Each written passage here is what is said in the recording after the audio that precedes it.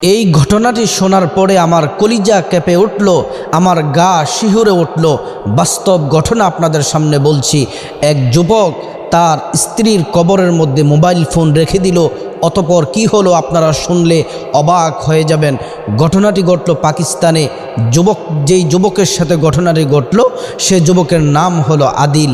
পাকিস্তানের গোয়েন্দা বাহিনী এক সপ্তাহ পর্যন্ত তল্লাশি দিয়ে এই যুবক তাদের কাছে এই লোহমর্ষক এই ঘটনাটি বর্ণনা করলেন এবং সারা বিশ্ব ছড়িয়ে পড়ল। এই যুবক বিয়ে করলেন। বিয়ে করার পরে তার 20 দিনের সংসারে কি ঘটল আপনারা শুনলে অবাক হয়ে যাবেন। এই যুবকটি তার স্ত্রীকে খুব মহাব্বত করত, ভালোবাসত। স্ত্রীর সাথে তার এই 20 দিনে একটা মধুর সম্পর্ক হয়ে গেল। কিন্তু যদিও মধুর সম্পর্ক হলো, কিন্তু স্ত্রীর সাথে তার এই 20 দিনের মধ্যে একদিনও কিন্তু তার সহবাস করা হয়নি, স্ত্রীর সাথে তার মেলামেশা হয়নি। যখন স্ত্রীর সাথে রাতের বেলা মেলামেশা করার জন্য যেতেন, স্ত্রী এত লাজুক ছিলেন, স্ত্রী অন্যদিকে ঘুরে যেতেন এবং স্বামী এ বিষয়ে কোনো রাগ গুসা করতেন না। 20 দিন যাওয়ার পরে যখন যুবক চলে গেলেন কাজের জন্যে, চাকরির মধ্যে যখন চলে গেলেন, চাকরিতে যাওয়ার পরে হঠাৎ খবর আসলো এই যুবকের স্ত্রী মারা গেল, ইন্তেকাল করল। কারণ মৃত্যু তো সবারই হবে একদিন, আমার আপনাদের সকলেরই কিন্তু মৃত্যুর স্বাদ গ্রহণ করতে হবে। আমরা যাই করি না কেন, যখন মৃত্যুর সংবাদ যখন শুনি সেটাকে আমরা বিশ্বাস করে নেই। কারণ আল্লাহ তাআলা কোরআনে বলছেন, কুল্লু নাফসিন যায়কাতুল মাউত, প্রত্যেকটা প্রাণীকেই মৃত্যুর স্বাদ গ্রহণ করতে হবে। এই যুবক আদিল 20 দিন এই তার ছোট্ট এই সংসার, এই 20 দিনের সংসারে সে যখন কাজে গেল, এই স্ত্রীর মৃত্যুর খবর শুনে তার মাথার মধ্যে যেন আসমান ভেঙে পড়ল। সে খুব কষ্ট পেলেন, কাঁদতে কাঁদতে বাড়িতে চলে আসলেন। আমার স্ত্রীকে এত মহাব্বত করতাম, ভালোবাসতাম, যখন যা চাইতো আমি আমার স্ত্রীকে দিতাম।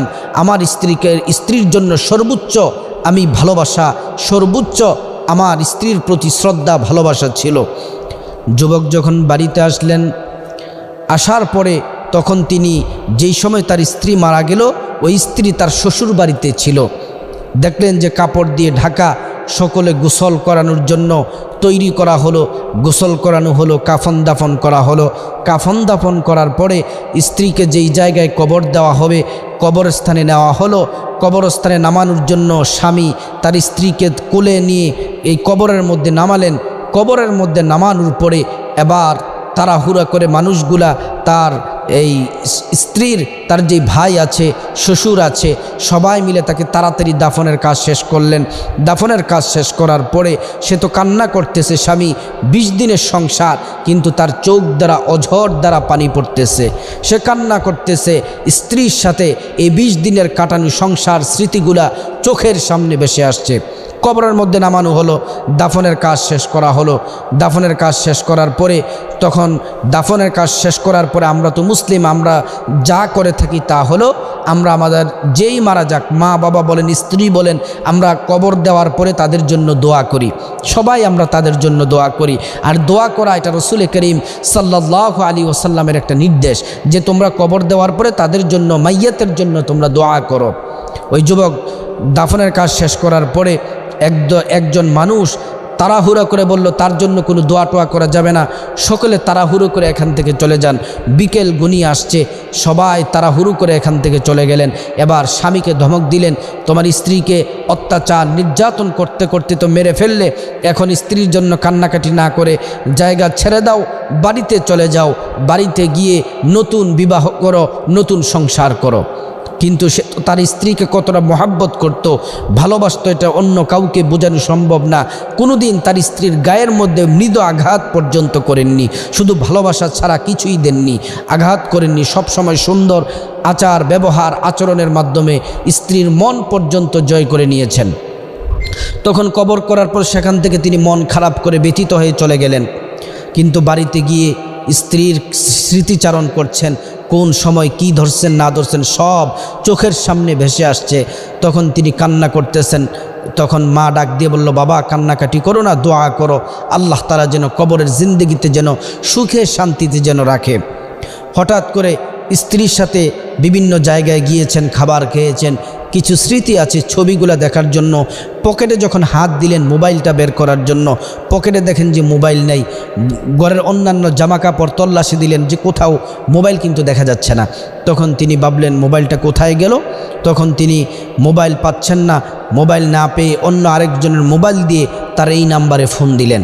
ফোন দেওয়ার পরে দেখতেছে মোবাইল এতক্ষণ তো চার্জ শেষ হয়ে যাওয়ার কথা, মোবাইল তো কোথাও নাই।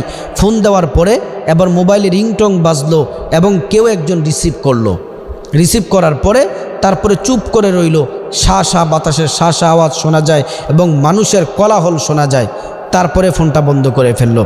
সে তাড়াহুড়ো করে কবরস্থানে গেল। কবরস্থানে যাওয়ার পরে এবার কবর যে পাহারা দেয়, কবর যারা করে, এই কবর পাহারা দেওয়ার একজন বৃদ্ধ মানুষ ছিলেন। ওই মানুষ বলতেছে তুমি এখানে কি করো? বলতেছে আমি আমার মোবাইলটা নেওয়ার জন্য এখানে এসেছি। আমার এই কবরস্থানের মধ্যে আমার মোবাইলটা পড়ে গেছে, আমি মোবাইলটা এখান থেকে তুলতে হবে। তখন বলল না না, আল্লাহর বিধান, কবর দেওয়ার পরে এটা হচ্ছে আলমে বরজখের জিন্দেগি, কিন্তু সেখানে কবর থেকে তুমি মোবাইল আনতে পারবা না, তুমি বাসার মধ্যে চলে যাও। কিন্তু সে ভাবতেছে না, মোবাইলে ফোন রিসিভ করা হলো এবং মানুষের কথা পর্যন্ত শুনতে পাইলাম, এটা তো একটা অবাক করা একটি ঘটনা। তখন এই যুবক এই কবর পাহারাদারের সাথে কথা বললে তখন তিনি বাড়িতে চলে গেলেন। তিনি বাড়িতে গিয়ে কোথাও কোনোভাবেই তার মনটাকে তিনি বোঝাতে পারলেন না। রাতের বেলা আবার চলে আসলেন। আসার পরে বলতেছে না, আমার কবর খনন করতেই হবে। তখন ওই কবর পাহারাদার মুরব্বী বলতেছে তুমি যদি কবর খনন করো তাহলে তোমার শ্বশুরবাড়ির লোকজন আমাকে মেরে ফেলবে এবং তোমারও বড় ক্ষতি হবে। তখন যুবকটি রাগারাগি করলেন, রাগারাগি করে বললেন না, যে কোনো মূল্যে আমি এখানে খনন করব। যুবক কবর খনন করলেন। কবর খনন করার পরে হঠাৎ এমন একটি দৃশ্য দেখলেন, তার শরীর কেঁপে উঠল, পশমগুলা দাঁড়িয়ে গেল। দেখেন যে এইখানে তার স্ত্রীর লাশও নাই, মোবাইল পর্যন্ত নাই। তখন তিনি বললেন লাশ কোথায় গেল, মোবাইল কোথায় গেল?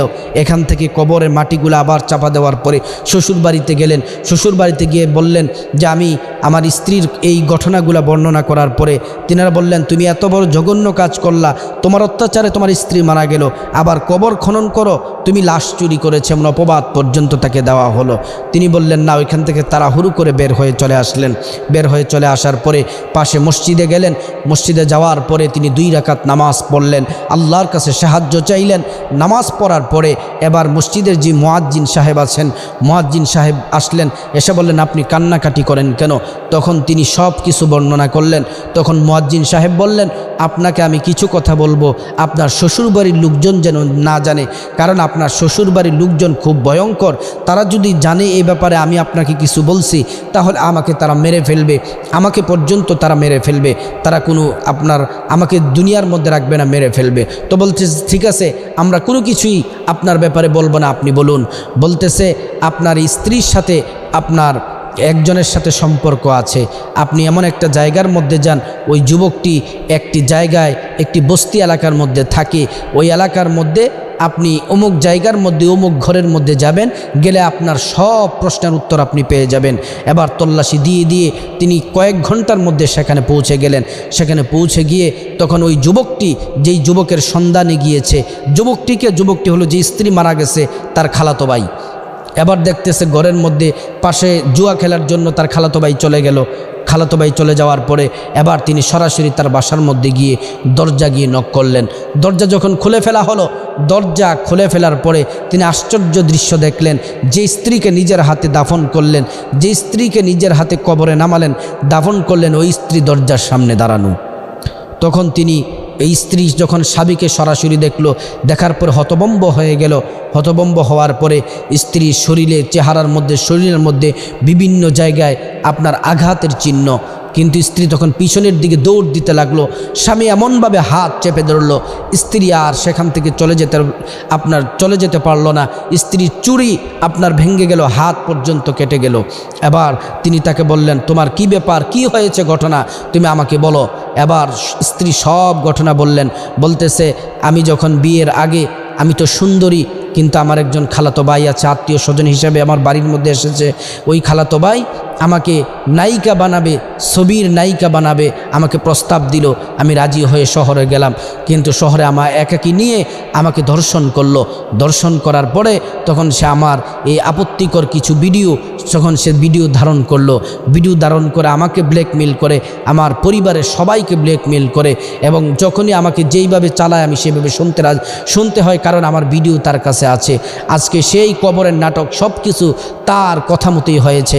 সব কিছু বলার পরে এবার ওই যুবকটি বলল, শত অপরাধ করেছ, আমি তোমাকে ক্ষমা করে দিলাম, আল্লাহর কাছে ক্ষমা চাও, আল্লাহ তোমাকে ক্ষমা করে দিব, আমি তোমাকে স্ত্রী হিসাবে গ্রহণ করলাম। আবার তিনি তার স্ত্রীকে নিয়ে গেলেন। তারপরে এই পাকিস্তানের প্রশাসনের সাথে, গোয়েন্দা বিভাগের সাথে পরামর্শ করে সব কিছু তাকে ফুল সাপোর্ট দেওয়া হলো, এবং ওই অপরাধীকে গ্রেপ্তার করে এবার তাকে সর্বোচ্চ শাস্তি দেওয়া হলো। এইখান থেকে আমাদের শিক্ষা নেওয়া উচিত, আমরা যাই করি না কেন আল্লাহর বিধানের সাথে আমরা লঙ্ঘন করা যাবে না, সীমা লঙ্ঘন করা যাবে না, আর দুনিয়ার স্বার্থের জন্য আল্লাহর বিধানকে কুরবানি দেওয়া যাবে না। তাই স্বামী স্ত্রীর এটা সম্পর্ক মহাব্বতের সুসম্পর্ক। স্বামী স্ত্রী যদি একে অপরকে মহাব্বত করে আল্লাহ তাআলা রাজি খুশি থাকেন। তাই আল্লাহ তাআলা আমাদেরকে সকল ধরনের পাপ কাজ থেকে, গুনাহ থেকে আল্লাহ রাব্বুল আলামিন আমাদেরকে হেফাজত করুন।